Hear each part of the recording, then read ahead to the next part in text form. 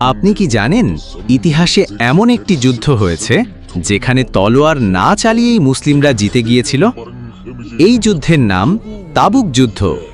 এই যুদ্ধে ছিল না রক্তপাত, কিন্তু ছিল সাহস, ত্যাগ আর ঈমানের পরাকাষ্ঠা। চলুন আজ আমরা জানি সেই অতুলনীয় যুদ্ধের ইতিহাস, যেখানে রাসূলুল্লাহ সাল্লাল্লাহু আলাইহি ওয়াসাল্লাম তার সাহাবীদের নিয়ে এক অসম্ভবকে সম্ভব করেছিলেন।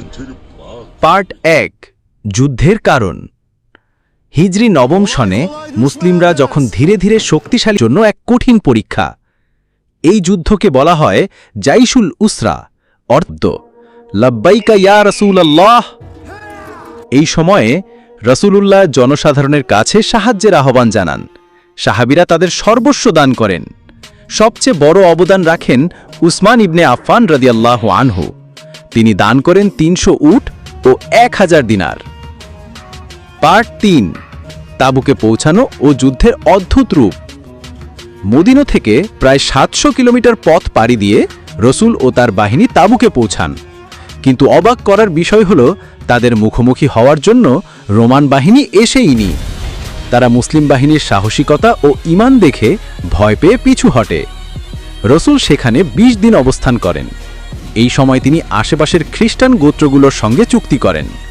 এই চুক্তিগুলোর মাধ্যমে ইসলাম আরও শক্তিশালী হয় আর মদিনার উত্তর সীমান্ত নিরাপদ হয়ে যায়। পার্ট 4, শিক্ষা ও বার্তা। তাবুক যুদ্ধ আমাদের শেখায় যে সব যুদ্ধ অস্ত্র দিয়ে হয় না।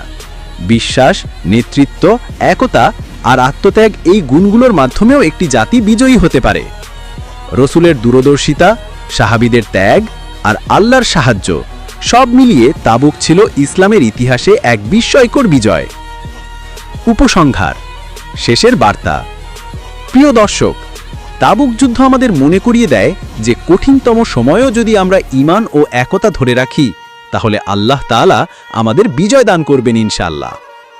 এই ভিডিও ভালো লাগলে লাইক দিন, শেয়ার করুন আর ইসলামিক ইতিহাস জানতে আমাদের চ্যানেলে সাবস্ক্রাইব করতে ভুলবেন না।